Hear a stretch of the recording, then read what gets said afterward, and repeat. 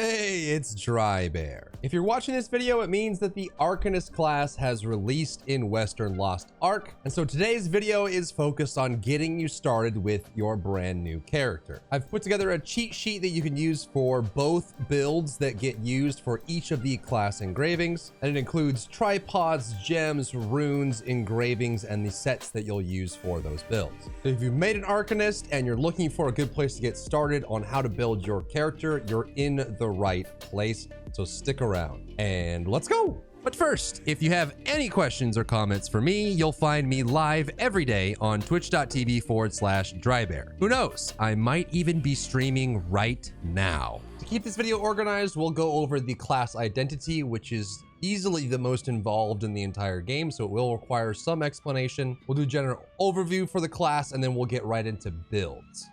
First, let's start with the overview. The Arcanist, or Arcana in other regions, is a mage. She is under the subclass of mage, but she plays more like an assassin. So you'll find her being very high mobility, big burst damage, regardless of which build you choose. And she does play very close to melee range with a lot of rotation. And depending on what build you're running, you may either be running more of a non-directional hitmaster or be looking for some high swiftness, dominion-based, cooldown resetting, rotation-based builds with Emperor. She generally has short cooldowns, so you'll have high playment, especially if you go Emperor with swiftness, so she'll be using her abilities quite a lot.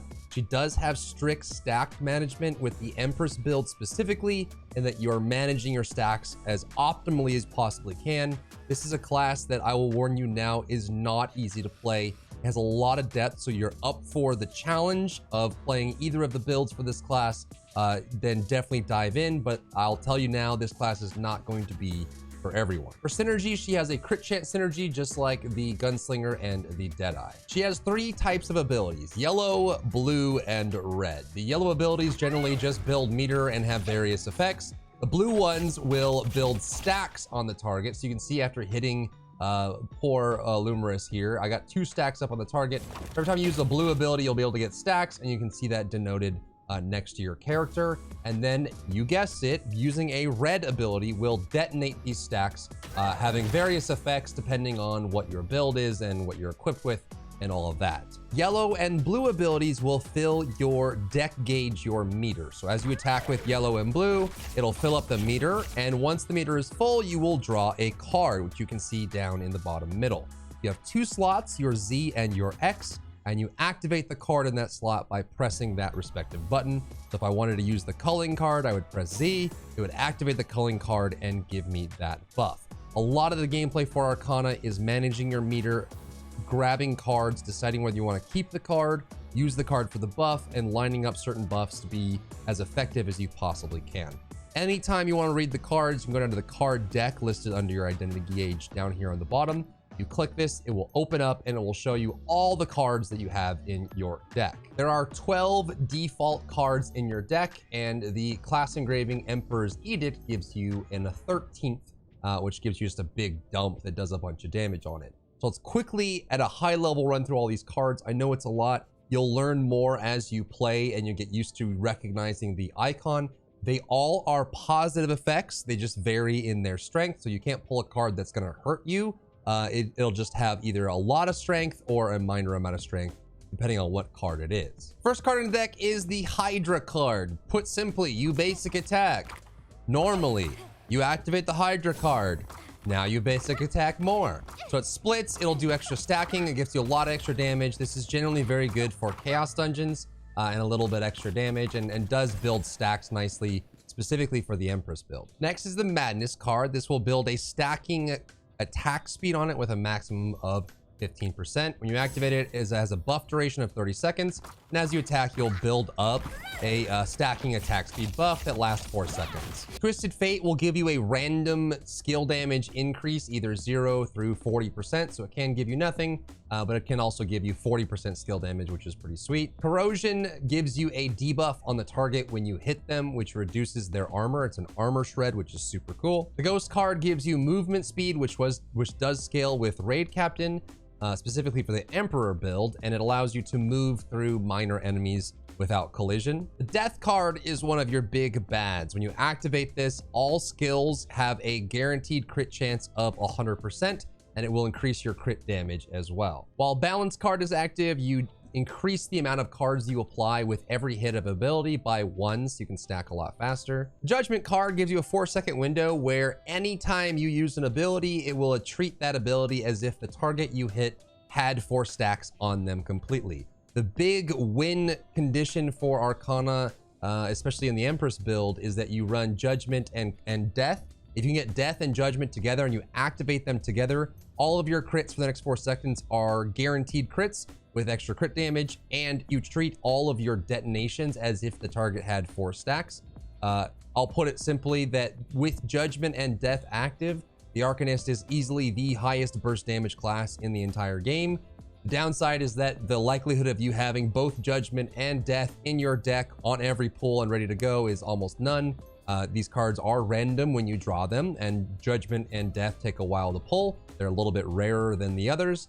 So obviously, if you can get these both together, you know, the D and J combo for Arcanist is absolutely nuts bonkers, but it does take some RNG to get there to line it up. Moon card regenerates your mana and lowers cooldowns for active skills. Star card instantly fills your mana and lowers any cooldowns that are currently on cooldown right now, whereas the Moon card actually just reduces cooldowns overall. The Royal card will fill empty slots with a new card, including the slot that has the Royal card in it. So you always want to use Royal when you have no card in the other slot, so you get 2. The Royal card, when you use it, will not replace a card you already have in your slot. So you don't want to waste that free card, so make sure you clear your slots, then use Royal, get 2 free cards. And lastly, for the normal deck is Wheel of Fate. When you activate this, the next skill you use will have its cooldown refunded after the skill is done. And what's cool about this is it applies to your Awakening. So if you use Wheel of Fate and then you activate your Awakening, that will be refunded, and then you'll be able to use your Awakening again. So there are situations where the Arcanist can use the ultimate multiple times in a row if you keep drawing Wheel of Fate. And lastly is the secret card, the Emperor card, that you'll get from the Emperor's Edict class engraving, which is just a big kabah!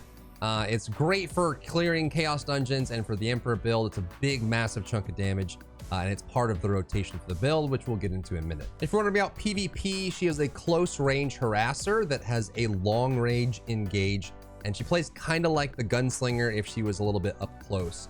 She does have a very instant stagger into a stun, so she's pretty annoying to go against just because she is so reactive and she can start fights. She's a great initiator, and she can poke and harass with several skills in her kit. Next, a quick overview of the 2 class engravings and the builds that go with them to help you decide.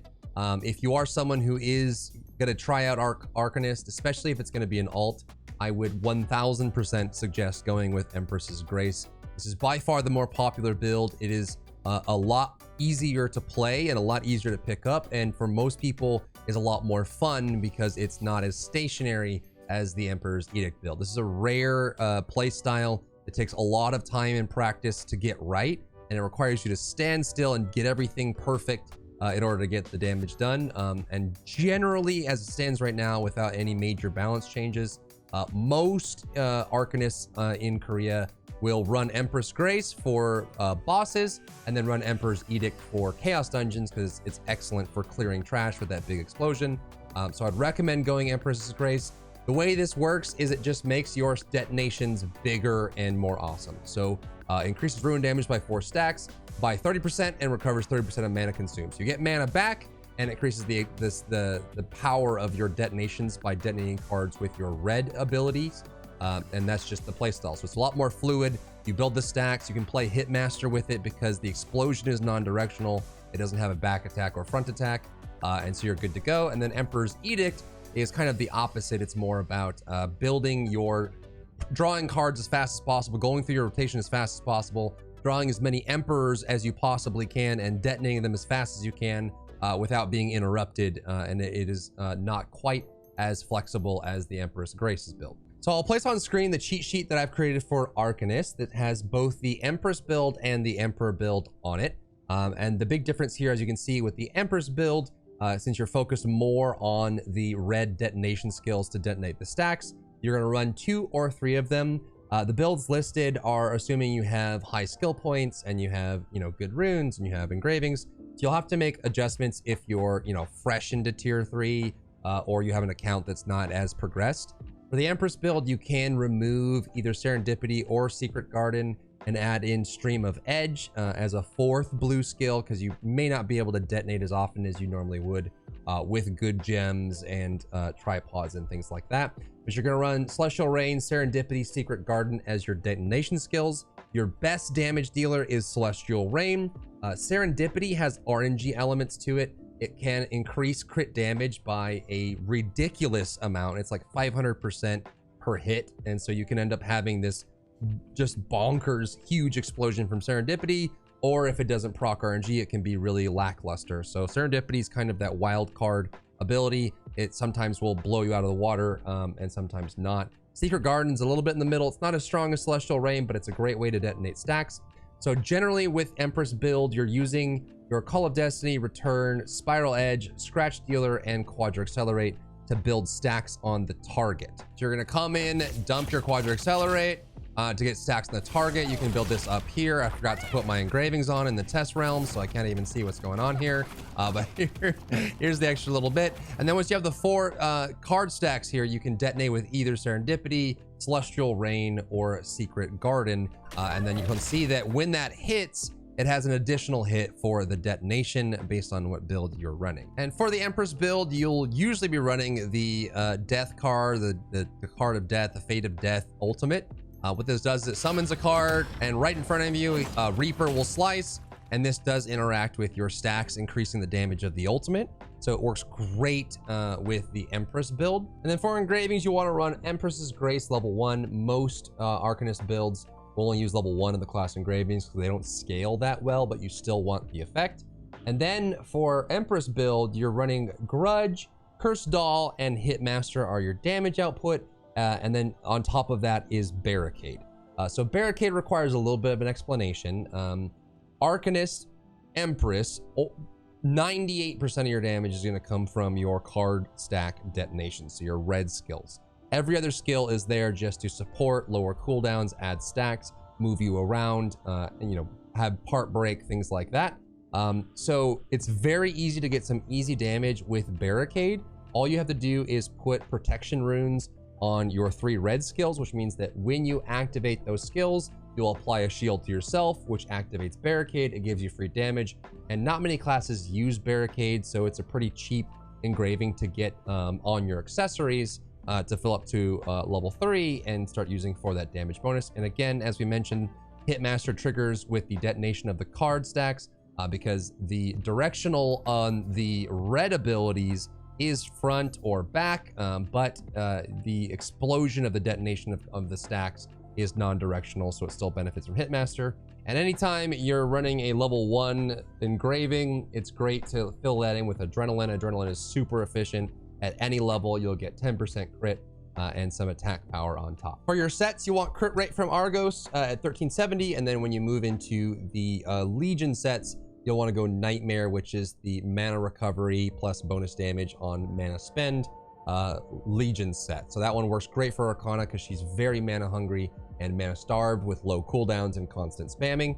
So run the Nightmare set with the Empress build. And lastly, for stats for Empress, you're going to be running Max Spec because it does increase your detonation damage and the draw, which is nice. And then you'll run Crit Secondary to make those detonations even more consistently huge. Next, on to the Emperor build, the rare build that you'll see in the game. This one revolves more around building your deck and spending your cards as quickly as possible and taking advantage of the newly added Emperor card in your deck, which, by the way, you can actually apply gems to. So you will be running a damage gem on the Emperor card. You'll see it listed in your gem list. And then for the rest of it, you'll run basically a cooldown and damage gem on your 4 big spenders: Dark Resurrection, Checkmate, Evoke, and Celestial Rain. For engravings, you run Emperor's Edict level 1. It doesn't scale very well, just like the other engravings, so you don't really need to put more effort into making it stronger. You'll want Grudge because Grudge is just free damage, essentially. And then Raid Captain works with the stats. For stats, you're gonna run Max Swiftness, On the Emperor build with a crit secondary, you're just kind of keeping that swiftness high, rotating your abilities, running through your deck as fast as you can.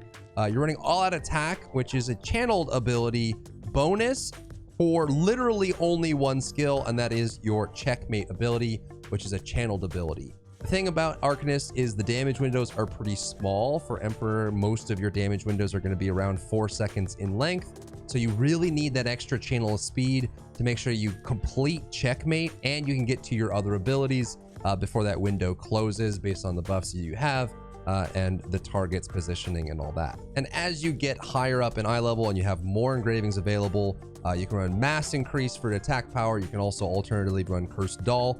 The extra attack power is super nice. And then of course, if you're running the Emperor's Edict 1, you can fit in an Adrenaline 2 somewhere to get the extra crit chance and the extra attack power scaling. And that is it for the Arcanist guide. I wanted to keep this video short and targeted for people that are just starting the Arcanist. If there is interest as I continue to play my Arcanist in the West, I have one in Korea obviously, but I'm making a new one in the West. I might be doing more intermediate and advanced guides, but I wanted to get you guys started with a clean build that you can reference on the sheet and get you going into the game so you can start building it up. And I want to keep this video short so that it's useful. So I hope it was valuable for you.